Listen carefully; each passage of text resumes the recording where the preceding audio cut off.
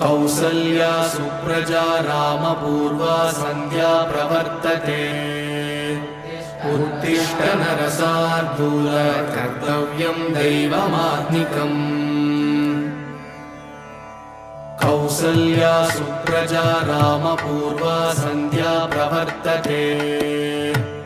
उत्तिष्ठ नरशार्दूल कर्तव्यं दैवमात्मिकम् उत्तिष्ठोत्तिष्ठ गोविन्द उत्तिष्ठ गरुडध्वज उत्तिष्ठ कमलाकान्त त्रैलोक्यं मङ्गलं कुरु मातः समस्त जगतां मधुकैटभारे वक्षो विहारिणि मनोहर दिव्यमूर्ते श्रीस्वामि निःश्रित जनप्रिय दानशीले श्रीवेङ्कटेश दयिते तव सुप्रभातम् तव सुप्रभातमरविन्दलोचने भवतु प्रसन्नमुखचन्द्रमण्डले विधिशङ्करेन्द्रवनिताभिरर्चिते वृषशैलनाथदयिते दयानिधे अत्र्यादिसप्तऋषयः समुपास्य सन्ध्या आकाशसिन्धुकमलानि मनोहराणि आदाय पादयुगमर्चयितुं प्रपन्नाः शेषाद्रिशेखर विभो तव सुप्रभातम् पञ्चाननाब्जभव षण्मुखवासवाद्याः त्रैविक्रमादिचरितं विबुधास्तु वन्दी भाषापतिः पठति वासरशुद्धिमाला शेषाद्रिशेखर विभो तव सुप्रभातम् ईषत्प्रफुल्ल सरसीरुहनारिकेलफूगद्रुमादिसुमनोहर पालिकानाम् आवादिमन्दमनिलः सह दिव्यगन्धैः शेषाद्रिशेखर विभो तव सुप्रभातम्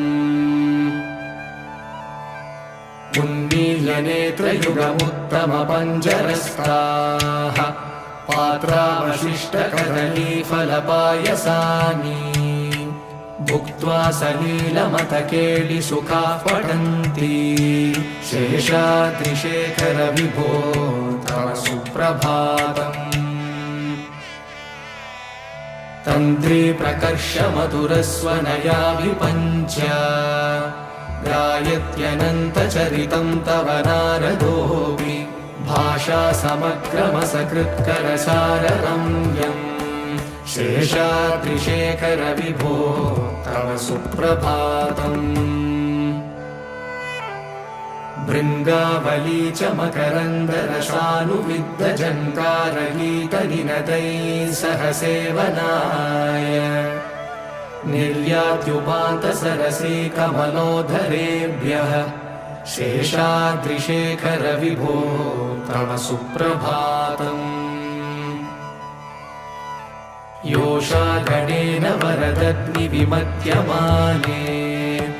घोषालयेषु दधिमन्थनतीव्रघोषाः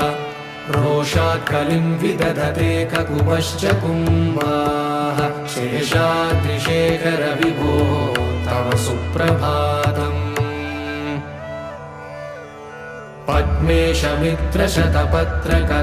पद्मेशमित्रशतपत्रकतालिवर्गाः हर्तुं श्रियं कुवलयस्य निजाङ्गलक्ष्म्या घेरे निनादमिव बिभ्रति तीव्रनादम् शेषाद्रिशेखर विभो तव सुप्रभातम् श्रीमन्नभीष्टवरदाखिल लोकबन्धो श्री श्रीनिवास जगदेकदयैकसिन्धो श्रीदेवतागृहभुजान्तर दिव्यमूर्ते श्रीवेङ्कटाचलपते तव सुप्रभातम् श्रीमन्नभीष्टवरदाखिल लोकबन्धो श्री श्रीनिवास जगदेकदयैकसिन्धो श्रीदेवतागृहभुजान्तर दिव्यमूर्ते श्रीवेङ्कटाचलपते तव सुप्रभातम्। श्रीस्वामी पुष्करिणिकाप्लवनिर्मलाङ्गाः श्रेयोतिनो हरविरिञ्च सनन्दनाद्याः द्वारे वसन्ति वरवेत्र हतोत्तमाङ्गाः श्रीवेङ्कटाचलपते तव सुप्रभातम्। श्रीशेषशैलगरुडाचलवेङ्कटाद्रिनारायणाद्रिवृषभाद्रिवृषाद्रिमुख्या आख्यां त्वदीयवसतेरनिशं वदन्ति श्रीवेङ्कटाचलपते तव सुप्रभातम्। सेवापराशिवसुरेश कृशानुधर्म रक्षोऽम्बुनाथ पवमानधनादिनाथाः बद्धाञ्जलिप्रविलसन्निजशीर्षदेशाः श्रीवेङ्कटाचलपते तव सुप्रभातम्। घाटेषु ते विहगराज मृगाधिराज नागाधिराज गजराज हयाधिराजाः स्वस्वाधिकारमहिमाधिकमर्दयन्ते श्रीवेङ्कटाचलपते तव सुप्रभातम्।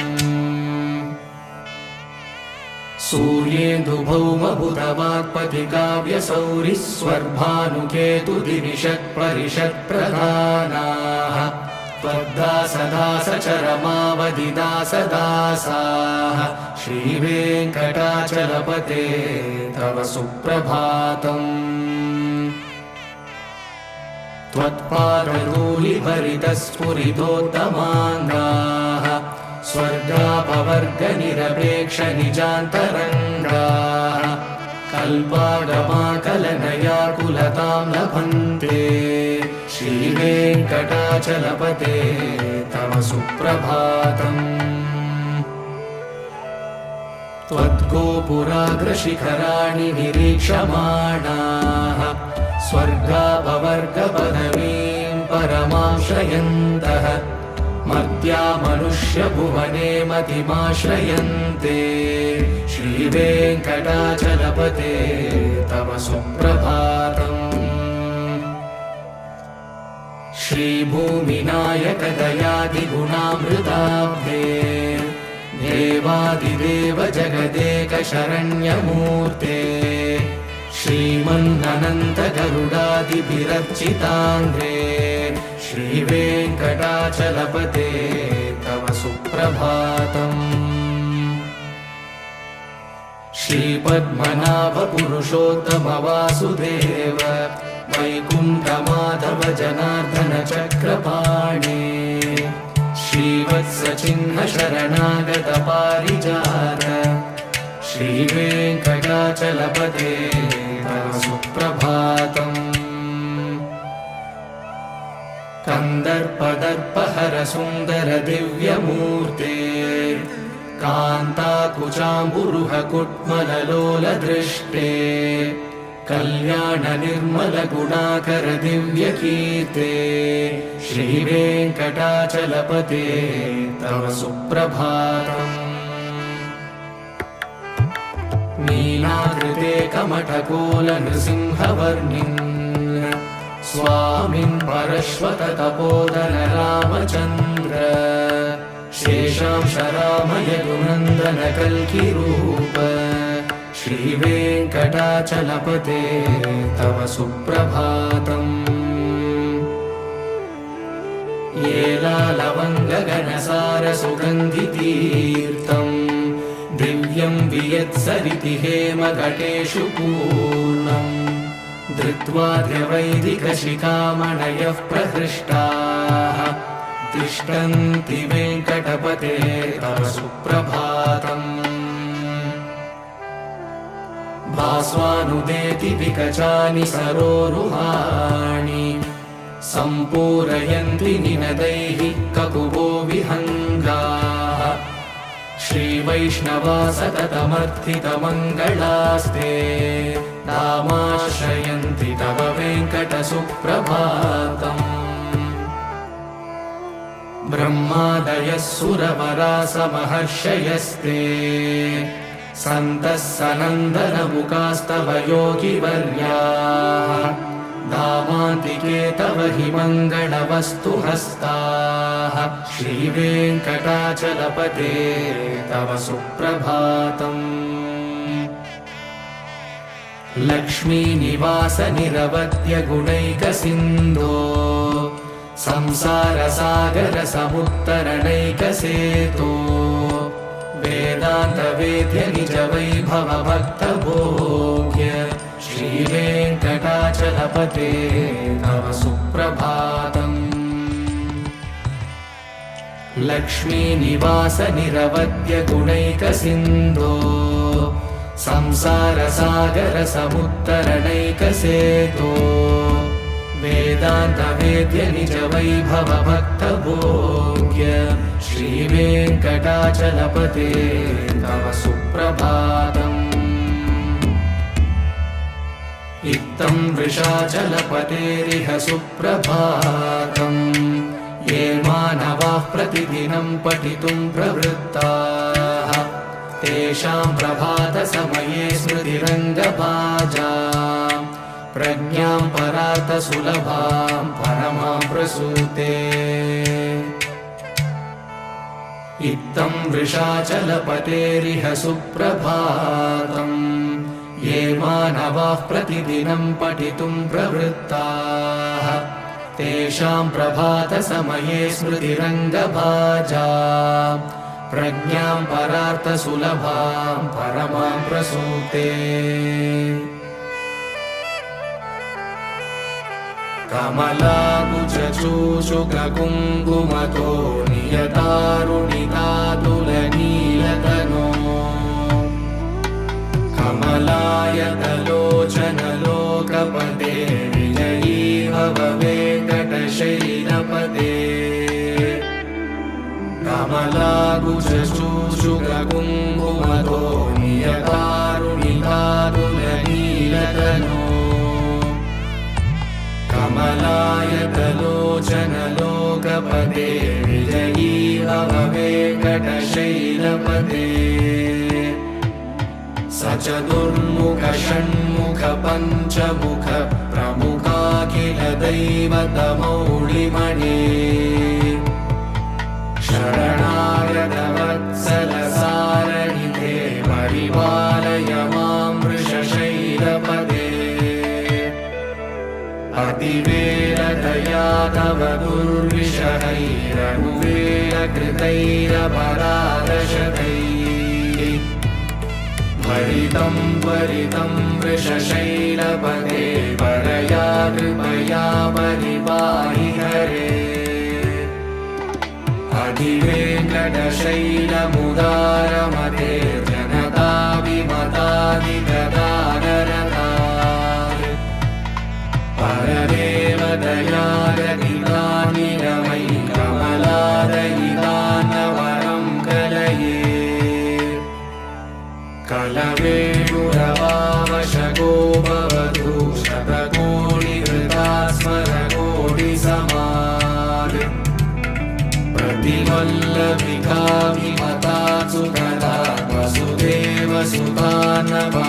कलये अभिरामगुणाकरदाशरथे जगदेकधनुर्धरधीरमते रघुनायक राम रमेश विभो वरदो भवदेवदया जलधे अवनीतनया कमनीयकरं रजनीचरचारुमुखाम्बुरुहम् रजनीचरराजतमोमिहिरं महनीयमहं रघुराममये सुमुखं सुहृदं सुलभं सुकरं स्वनुजं च सुखायममोघशरम् अपहाय रघुत्वहमन्यमहं न काञ्चन कञ्चन जातु भजे विना वेङ्कटेशं ननाथो ननाथः सदा वेङ्कटेशं स्मरामि स्मरामि हरे वेङ्कटेश प्रसीद प्रसीद प्रियं वेङ्कटेश प्रयश्च प्रयश्च विना वेङ्कटेशं ननाथो ननाथः सदा वेङ्कटेशं स्मरामि स्मरामि हरे वेङ्कटेश प्रसीद प्रसीद प्रियं वेङ्कटेश प्रयश्च प्रयश्च अहं दूरदृष्टे पदाम्बोजयुग्म प्रणामे च यागत्य सेवां करोमि सकृत्सेवया नित्यसेवाफलं त्वं प्रयश्च प्रयश्च प्रभो वेङ्कटेश अज्ञानिना मया दोषान् शेषान् विहितान् हरे क्षमस्वत्वं क्षमस्वत्वं शेषशैलशिखामणे अज्ञानिना मया दोषान् शेषान् विहितान् हरे क्षमस्वत्वं क्षमस्वत्वं शेषशैलशिखामणे ईशानां जगतोऽस्य वेङ्कटपतेर्विष्णोर्परां प्रेयसीं तत्वक्षस्थलनित्यवासरसिकां तक्षान्तिसंवर्धिनी पद्मालङ्कृतपाणिपल्लवयुगां पद्मासनस्तां श्रियं वात्सल्यादिगुणोज्ज्वलां भगवतीं वन्दे जगन्मातरम् ईशानां जगतोऽस्य वेङ्कटपतेर्विष्णोर्परां प्रेयसीं तत्वक्षस्थलनित्यवासरसिकां तक्षान्तिसंवर्धिनी पद्मालङ्कृतपाणिपल्लवयुगां पद्मासनस्तां श्रियं वात्सल्यादिगुणोज्ज्वलां भगवतीं वन्दे जगन्मातरम् श्रीमन्कृपाजलनिधे श्रितसर्वलोकः सर्वज्ञशक्तनथ वत्सल सर्वशेषिन् स्वामिन् सुशीलसुलभाश्रितपारिजात श्रीवेङ्कटेश शरणं शरणं प्रपद्ये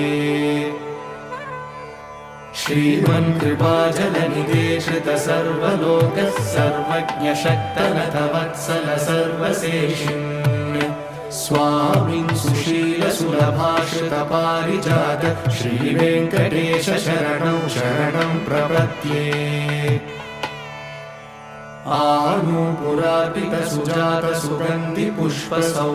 आनूपुरार्पितसुजातसुगन्धिपुष्पसौरभ्यसौरभकरौ समसन्निवेशौ सौम्यौ सदानुभवनेऽपि नवानुभाव्यौ श्रीवेङ्कटेश शरणं शरणं प्रपद्ये सद्यो विकासि समुदित्वरसान्द्रनागसौरभ्यनिर्भरसरोरुहसाम्यवार्ताम् सम्यक्षु साहसपदेषु विलेखयन्तौ श्रीवेङ्कटेश शरणं शरणं प्रपद्ये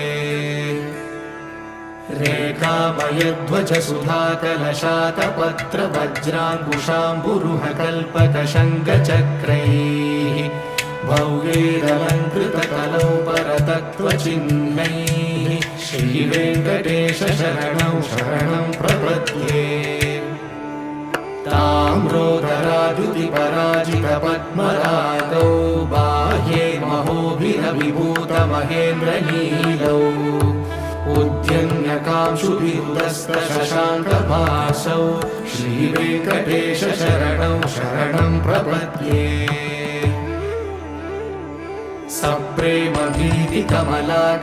सप्रेमभीतिकमलाकरपल्लवाभ्यां संवाहनेऽपि सपदि क्लममादधानौ कान्ता भवान् मनसगोचरसौ कुमार्यौ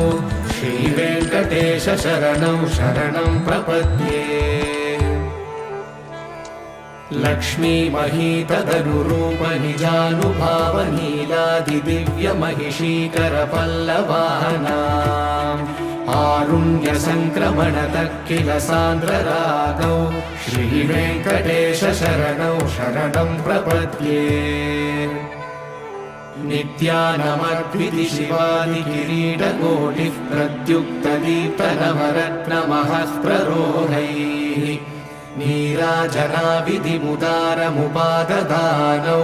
श्रीवेङ्कटेश शरणौ शरणं प्रपद्ये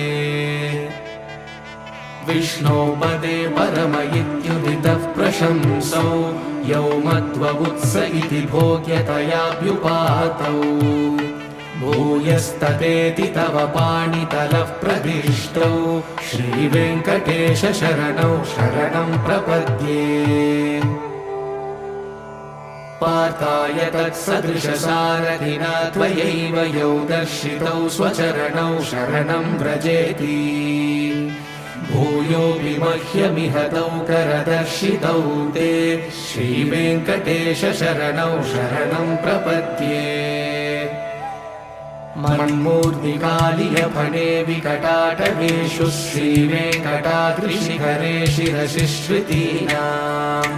चित्तेऽप्यनन्यमनसां सममाहितौ ते श्रीवेङ्कटेश शरणौ शरणं प्रपद्ये अम्लानहृष्यधवनीतलकीर्णपुष्पौ श्रीवेङ्कटाद्रिशिखराभरणायमानौ आनन्दिताखिल मनोनयनौ तवैतौ श्रीवेङ्कटेश शरणौ शरणं प्रपद्ये प्रायः प्रपन्नजनता प्रथमावतार्यौ